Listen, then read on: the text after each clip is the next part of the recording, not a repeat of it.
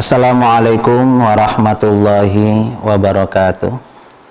Alhamdulillahirabbil alamin. Asyhadu an la ilaha illallah wa asyhadu anna Muhammadan abduhu wa rasuluh la nabiyya ba'da yaumil qiyamah. Allahumma shalli ala Muhammad wa ala alihi haqqa qadrihi wa miqdaril azim. Rabbi shrah li sadri wa yassir li amri wahlul 'uqdatam min lisani yafqahu qawli, amma ba'du.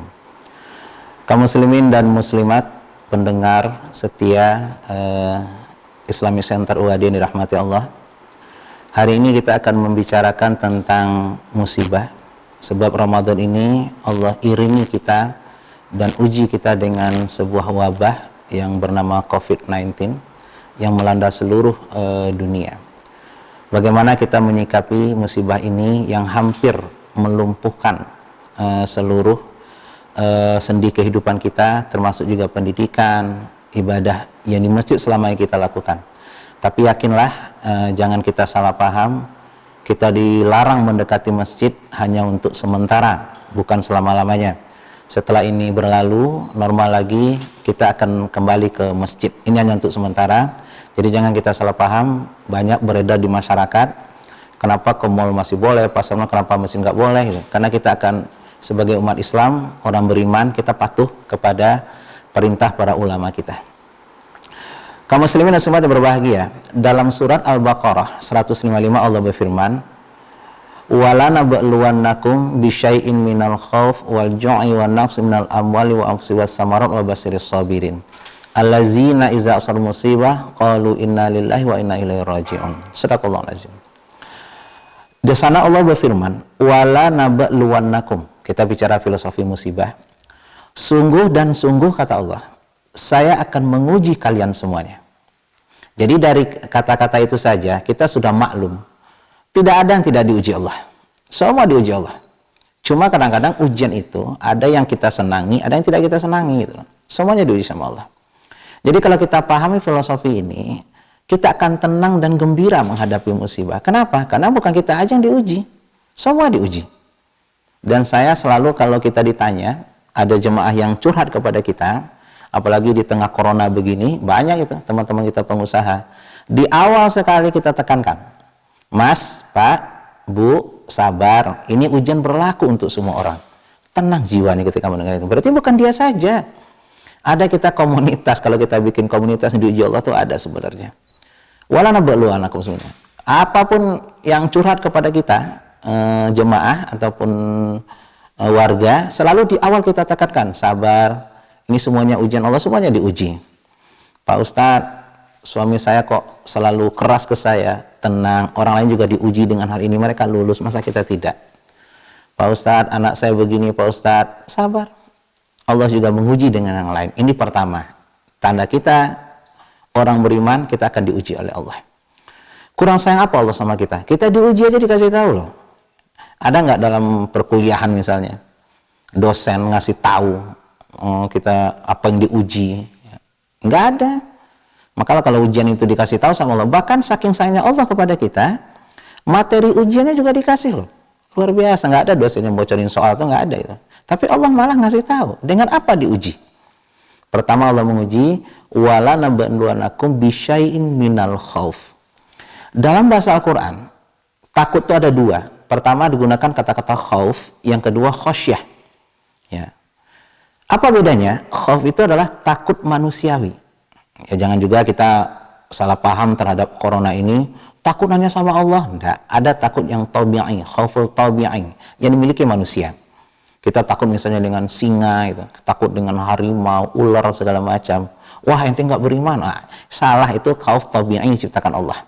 Cuma kadang-kadang khauf ini sesuatu yang kita takuti, karena sebenarnya sesuatu tidak perlu ditakuti sebenarnya, tapi itu manusiawi, kita terima, nggak apa-apa, itu ujian Allah kepada kita.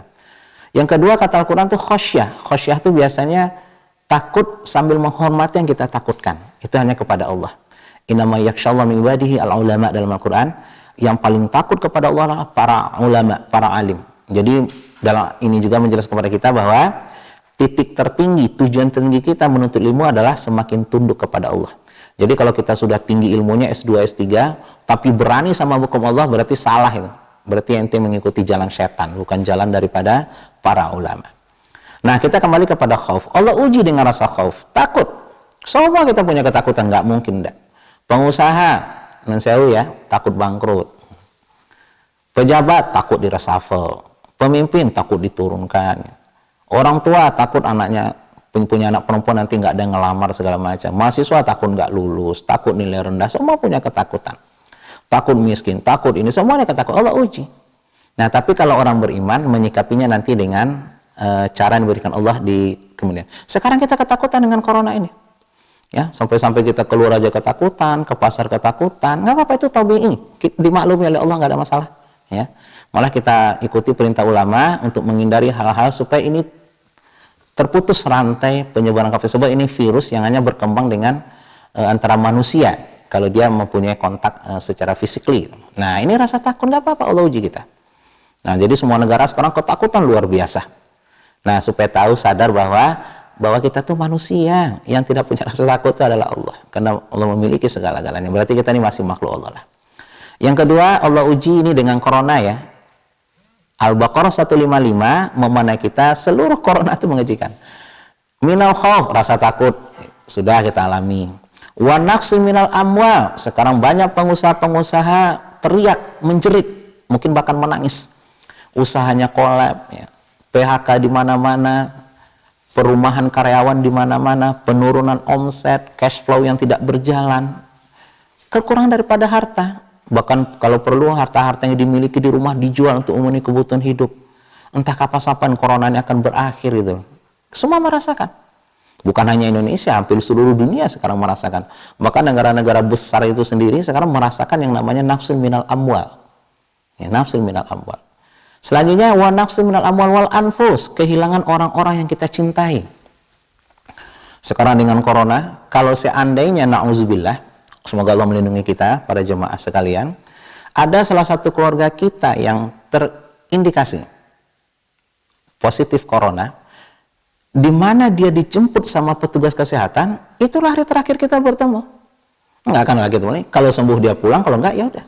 Nggak boleh kita jenguk, nggak boleh kita rawat, bahkan ketika meninggal pun nggak bakal kita melihat wajah dan tubuhnya, karena ada sudah prosedur pengafanan pemakaman dari WHO, mungkin ditutup dengan plastik, tutup dengan itu.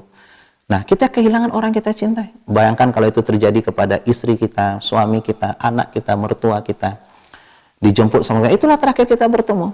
Bayangkan, kita akan kehilangan orang meninggal. Saya berpikir corona ini bagian daripada Allah untuk menyadarkan negara-negara yang selama ini suka menjajah bangsa lain, suka menyiksa bangsa lain. Ya. Di Amerika sekarang yang paling tertinggi, Spanyol, Prancis, bahkan negara-negara besar seperti Cina. Kalian yang biasa menjajah negara-negara lain, kalian yang biasa menghadirkan ketakutan kepada negara lain, kalian biasa yang menghadirkan kelaparan di negara lain, sekarang dirasakan. Corona mengajarkan kalian seperti itu. Mudah-mudahan setelah ini berlalu, berhentilah untuk melakukan kekejaman. Sebagaimana dulu Tiongkok, Uighur dikurung negaranya, diisolasi. Sekarang kalian juga merasakan dengan corona ini. Bagaimana negara-negara Palestina, mereka susah untuk makan, diblokade segala macam. Sekarang kalian juga merasakan dengan corona. Coba, nasrul minallah, ini pertolongan mungkin, doa daripada orang-orang muslim sedunia untuk memberikan pelajaran kepada orang-orang negara-negara yang biasa menjajah, yang biasa menekan negara lain. Sekarang Allah balik, semuanya merasakan. Ketakutan kalian rasakan, kelaparan kalian rasakan, takut mati sekarang kalian rasakan, nggak bisa kemana-mana sekarang kalian rasakan, diblokade seluruhnya. Nah, mudah-mudahan kalau ini saja kalian tidak sadar, dengan cara apa lagi Allah akan menyadarkan kalian. Ancamkan kematian, ekonomi segala macam. Lihat negara-negara yang pernah dijajah oleh bangsa-bangsa besar itu, ekonominya terpuruk, nggak punya rumah, diusir. Sekarang coba lihat, sama kalian rasakan. Ini cara Allah menyadarkan kita dari kesombongan. Nggak ada lagi kita sombongkan di dunia, ya, nggak ada lagi kita banggakan dengan kekuatan. Apa yang mau dilawan?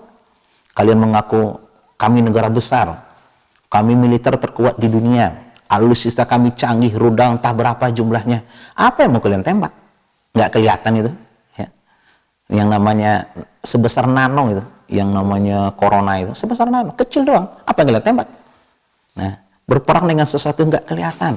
Coba bayangkan Allah, luar biasanya Allah memberikan kita ujian ini untuk memberikan kita kesempatan agar kita merenung. Nah, wa nasil amsil wa anfusi was samarat juga gizi. Sekarang kalian kesulitan memenuhi gizi tubuh segala macam. Belum ketemu lagi vaksin untuk corona, ketakutan kita semua. Tapi Allah memberikan cara menyikapinya, wa basyyiris sabirin. Beri kabar bagi orang-orang yang sabar. Siapa mereka? Allazina iza asaba musibah, ketika kita mengalami corona ini, orang sabar adalah mengatakan innalillah. Ini semuanya dari Allah untuk kita, untuk menyadarkan kita. Sekarang harta banyak nggak ada gunanya. Mobil jejer, mobil Eropa nggak bisa jalan. Apa gunanya? Ya. Bahkan dengan itu kita bisa sekarang berkeluarga segala macam, berdialog, berdidikan. Kita disadarkan menjadi guru tuh nggak gampang loh. Setelah corona ini saya tidak ingin ada orang tua yang memarahi gurunya karena menghukum anaknya. Sekarang ente rasakan gampang nggak mendidik anak di rumah. Hormati guru, hormati petugas kesehatan.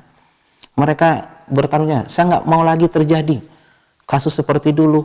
Ada seorang gubernur sampai memukul meja jam 1 malam ketika perawatnya ketiduran di meja. Mereka tuh mencuri-curi tidur loh, bukan tidur. Mereka kerja 36 jam. Dengan corona ini kita tahu bagaimana mereka bertaruh nyawa, waktu, keluarga ditinggalkan. Hormati mereka setelah corona. Nggak ada lagi orang tua marah kepada guru ketika anaknya dihukum. Karena kalian tahu perang susahnya jadi guru itu. Mengajarkan anak di rumah itu sekarang kalian rasakan, kata Allah. Makanya itulah pelajaran diambil dari corona. Wa basyyiris sabirin, semuanya dari Allah untuk menita. Kalau dengan corona ini saja kita tidak sadar, dengan apa lagi Allah akan menyadarkan kita. Innalillah wa inna ilaihi raji'un, semuanya nanti kembali kepada Allah. Kalaupun ini akhir kehidupan, sebab banyak teman-teman mengatakan ini kiamat kecil, menjelang kiamat besar nanti, ya mudah-mudahan kita menutup hidup ini dengan husnul khotimah. Marilah kita ambil hikmah, gembiralah kita dengan ini, belajar dari apa ini, semuanya dari Allah, semuanya diuji kepada Allah. Kita harus lulus. Orang lain lulus dengan ujian ini, kita juga harus lulus dengan ujian ini, dengan memperbanyak ibadah kita kepada Allah, meningkatkan iman kita, semuanya Allah memberikan ini. Dan dengan inilah kita kembali kepada Allah, kembali kepada agama, toharoh ya. Bagaimana corona ini mengajar kita, karena Islam itu agama yang sangat-sangat toharoh, kita diajarkan bersuci-cuci tangan sudah dari dulu. Menjaga jarak sudah dari dulu, yang bukan muhrim segala macam.